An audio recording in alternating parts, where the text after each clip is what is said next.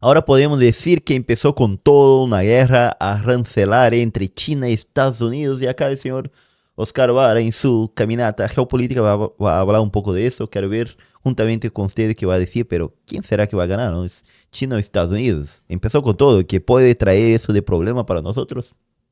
Puede ser un montón. Hungría para comentar lo que está pasando ahora mismo entre Estados Unidos y China. Os habréis enterado de que China ha respondido a Estados Unidos con sus aranceles del 34%, con otros aranceles del 34%. A lo cual los Estados Unidos ha respondido subiendo la apuesta, como si esto fuera literalmente una partida de póker, a 103 o 104% de aranceles contra China. Scott Bessent, el secretario del Tesoro de Estados Unidos, lo ha dicho con meridiana claridad. Los chinos están escalando y se están equivocando. Lo que tendrían que hacer es ser sumisos e ir a la negociación con nosotros para obedecer lo que nosotros queremos. Parece que los chinos no son especialmente obedientes y además entienden lo que es la escalada, que es lo que está haciendo Estados Unidos, no lo que está haciendo China. El portavoz del Ministerio de Asuntos Exteriores chino ha dicho que, miren ustedes, entre naciones de cierta importancia, de cierto rango, sería bueno llevarse bien, no llevarse así a palos y tener una posición de discusión más o menos de igual a igual. Pero, como ha dicho Scott Bessent, la creencia que hay en la administración de Donald Trump es que ellos tienen la mano fuerte. Y la cuestión es si tienen la mano fuerte en toda esta historia, si realmente son los que van por delante y pueden doblegar a los chinos. Mi hipótesis es que efectivamente tienen mano fuerte, y es algo que he estado comentando aquí. Y lo baso en dos cuestiones. La primera cuestión, ya lo hemos hablado varias veces, y es que en una guerra arancelaria el que más pierde es el que tiene el superávit comercial. Ya sé que esto, bueno, encontraréis muchas opiniones, esta es la mía, puede ser controvertido, pero yo lo planteo de la siguiente forma. Si tú tienes menos consumo que producción, eso quiere decir que ahorras mucho. Si de repente se produce... Bueno, si tienes menos consumo de que producción, que sería el caso de China, tiene menos consumo de que producción. Ya Estados Unidos tiene más consumo de que producción, entonces estaría al revés. una guerra arancelaria y tú pones aranceles a los productos del contrario, entonces ahí puede producirse un efecto adverso contra el consumo propio, y entonces reducirse más el consumo y aumentarse más el ahorro, y entonces tendríamos problemas. Es cierto que ahora mismo hay discusiones entre los diversos países que no son Estados Unidos, es decir, vemos a la Unión Europea aproximarse a China, China aproximarse a Corea del Sur y Japón, pasmate, con la intención de seguir teniendo abiertos los mercados para acolchar ese efecto que pueden tener los aranceles que impongan los Estados Unidos. Un problema para China es que lo que le vende a Estados Unidos no se lo va a poder vender a otros. Y eso es un problema bastante gordo. Eso, mira, qué cosa, ¿no? Acaba perdiendo China. Es cierto que la relación comercial entre Estados Unidos y China ha cambiado mucho. Entonces estamos 1-0 para Estados Unidos por ahora. Estados Unidos ya no demanda tantos productos a China como demandaba antes. Antes era prácticamente lo que representaba la venta por exportaciones a Estados Unidos desde China, representaba casi el 15% de lo que exportaba China, y el año pasado fue el 12%. Entonces ahora mismo China le vende como 440.000 millones de dólares a Estados Unidos. Pero es que el déficit comercial para Estados Unidos es de 300.000 prácticamente millones de dólares. Entonces, eso es un mordisco bastante grande, estos 440.000 millones de dólares. Si le pongo un arancel de 100%, quiere decir que no voy a vender nada. Estoy duplicando todos los precios y nadie en Estados Unidos va a querer comprar esos productos a doble precio. Es verdad que China puede hacer cosas. Puede, por ejemplo, devaluar su moneda y, por lo tanto, abaratar desde ese punto de vista. O pueden los empresarios, las empresas chinas pueden bajar sus precios. Y desde ese punto de vista también se produce un abaratamiento en origen, que es más o menos también lo que pretende con los aranceles Estados Unidos. O puede no hacerlo.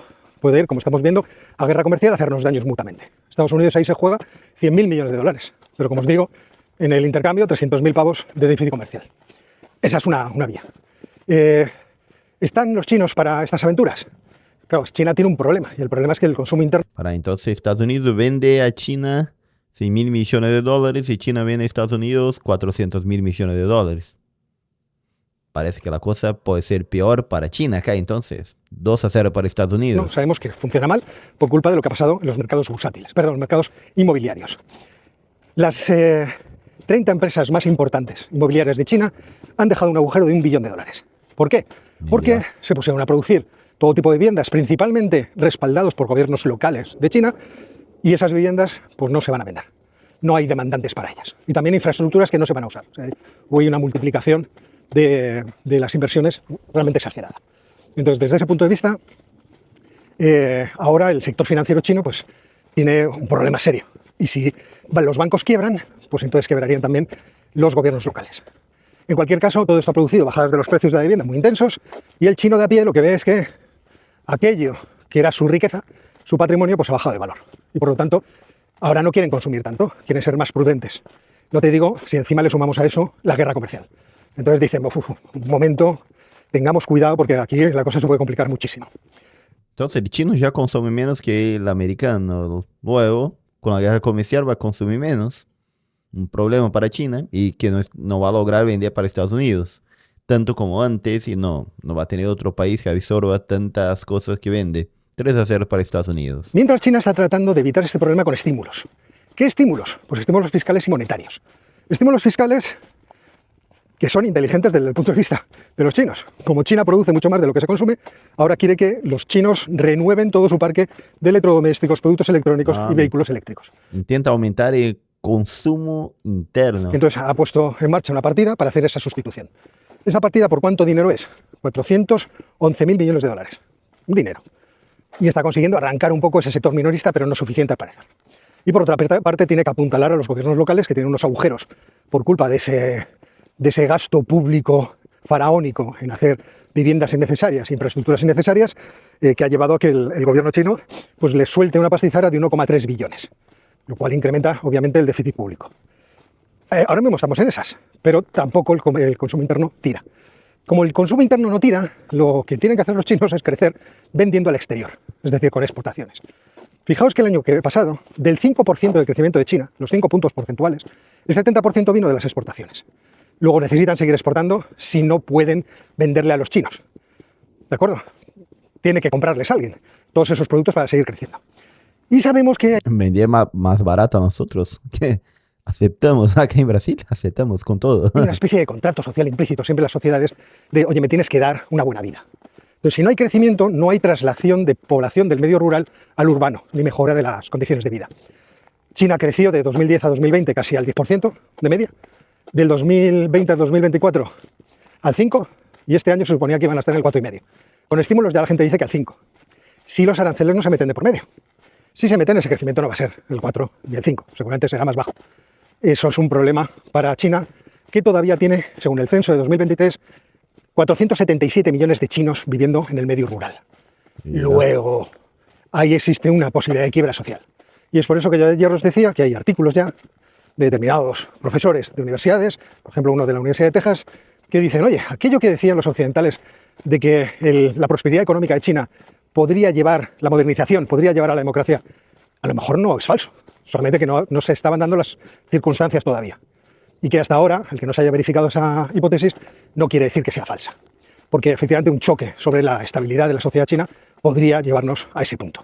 Bueno, pues veremos. Luego habría que valorar la capacidad que tienen los Estados Unidos de aguantar la guerra arancelaria, la recesión, el aumento de los precios y el probable aumento de los tipos de interés que llevaría aparejado por parte de la Reserva Federal. Pero como hemos visto que en el gobierno... Entonces, con eso, el aumento de los precios y todo eso, podría beneficiar a China. Entonces sería más... Ahora sería un punto para China. Entonces tenemos 3-1 para China, pero si eso produce un shock en China político, donde puede hacer cambiar el régimen, sería una ventaja para Estados Unidos. Entonces tendríamos más un punto para Estados Unidos. Estamos 4-1 entonces. De Estados Unidos hay una perseverancia ideológica, pues a lo mejor están dispuestos a aguantar incluso unos niveles de desaprobación de Donald Trump muy elevados. Recordad que en la anterior presidencia Donald Trump tenía niveles de aprobación muy bajos, más bajos de los que tiene ahora incluso, que han crecido por encima del 50%. Y por lo tanto, yo no descartaría que los Estados Unidos van a seguir en este camino durante un tiempo. Ya veremos si hay negociaciones que hagan que pues, al final las bolsas dejen de hundirse, que es más o menos lo que creo yo que se ha visto en el caso de Nikkei hoy, pero porque en el caso de las bolsas chinas ha sucedido algo que también están haciendo para mantener el valor de las acciones, que es que ponen en marcha subsidios para que organismos públicos compren acciones. Y eso es lo que ha pasado, por ejemplo, hoy en la bolsa, y por eso el índice Hang Seng, ¿no? Es el que solemos citar de China, ha subido hoy. Por otra parte, ayer hubo mucho revuelo por aquello de la venta de deuda pública de Estados Unidos por parte de China, el famoso botón nuclear. Yo sabéis que soy escéptico respecto de esta medida. ¿Por qué? Soy escéptico por varias razones. La primera de las razones es que creo que no es rentable para los chinos. Imaginaos que los chinos, en vez de vender de forma pausada esa deuda pública, la vendieran de golpe. Creo que tienen 700.000 Eso sí sería un problema quizás para Estados Unidos. Y acá tiene un punto China, entonces tenemos 4-2. millones de dólares en deuda pública. Por lo tanto, los mandarían esa deuda que vale 700.000 millones al mercado, ofrecerían esas acciones y ¿qué pasaría con su precio? Que se desplomaría. Con lo cual, los chinos que habían prestado una cantidad de dinero tremenda a Estados Unidos recuperarían muy poco. Y eso me parece, bueno, creo que no compensaría el daño que le haría a los Estados Unidos subir los tipos de interés del rendimiento del bono, que haría que la financiación de los Estados Unidos se encareciera. Mira. Estados Unidos siempre tiene armado algo, ¿no? Entonces acá sería más de un punto para Estados Unidos, 5-2. Y que por lo tanto sus planes fiscales se fueran al guano. Teniendo en cuenta, como dijimos ayer, que la deuda total es 38 billones y el déficit público 1,9, casi 2 billones. Entonces no creo que los chinos se hagan eso a sí mismos. Por otra parte, los Estados Unidos podrían recurrir a compras del Tesoro. El Tesoro podría ir a comprar a los mercados secundarios activos de deuda en el momento que los chinos se pusieran a jugar a eso. Y lo podrían hacer con sus propios recursos. En ese caso amortizarían la deuda a un coste muchísimo más bajo. Todos esos bonos en el mercado bajando de precio y el Tesoro recuperándolos. Presté 100 y a lo mejor tengo que pagar solo 50 por recuperarlos. Y encima al comprarlos entiendo que los tipos de interés no tengo que pagarlos. Se los va a pagar el Tesoro a sí mismo. Con lo cual, oye, miel sobre hojuelas. Resolvería gran parte de los problemas. Así que yo estaría animando a los chinos a que lo hagan. A lo mejor me equivoco en esto, pero lo veo con cierta claridad. Incluso la Reserva Federal podría meter en su activo, parte de esos bonos. Por otra parte, fijaos, en el momento que los chinos estén vendiendo los bonos, estarán demandando directamente dólares. O mejor dicho, esto hay que pensarlo un poco. En el momento en que los chinos estén vendiendo esos bonos, efectivamente estarán obteniendo dólares y un problema es qué harán con ellos. Por una parte, si los transforman en yuanes, demandarán yuanes y apreciarán el yuan. Y por lo tanto, ahí se estarían perjudicando en sus posibilidades exportadoras. Dentro de una guerra arancelaria en la que les convendría que su moneda estuviera depreciada, no apreciada. Así que no creo que sea una buena idea, así a priori. Y un poco es esto lo que os quería contar hoy. Así que, jóvenes, ha sido un placer. Bien. Suscribiros al canal, activar las notificaciones. Todo eso. Interesante acá.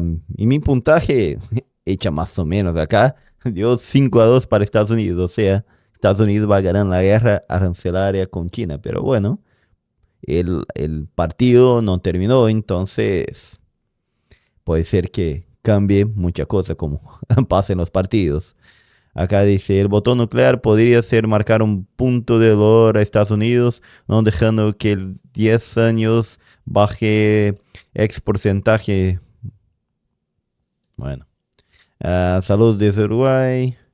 Bueno, cuando dice llevar la democracia a China, no sé si es un mal peor como llevó Estados Unidos la democracia a Irak, Afganistán. Un problema.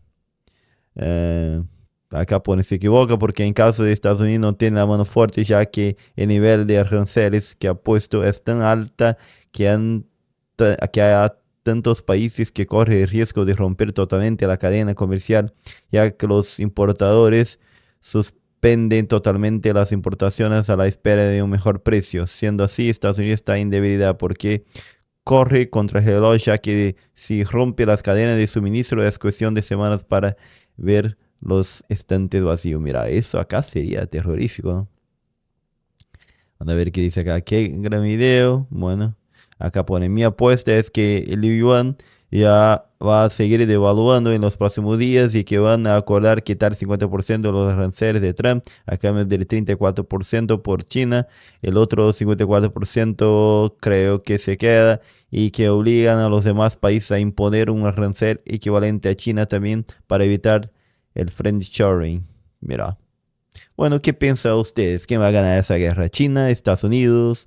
¿Los americanos van a aguantar la subida del precio? ¿No va a aguantar? Bueno, deja en los comentarios. Yo soy Santiago Brazuca desde el sur de Brasil y si quiere ver los videos por adelantado, hacete miembro del canal.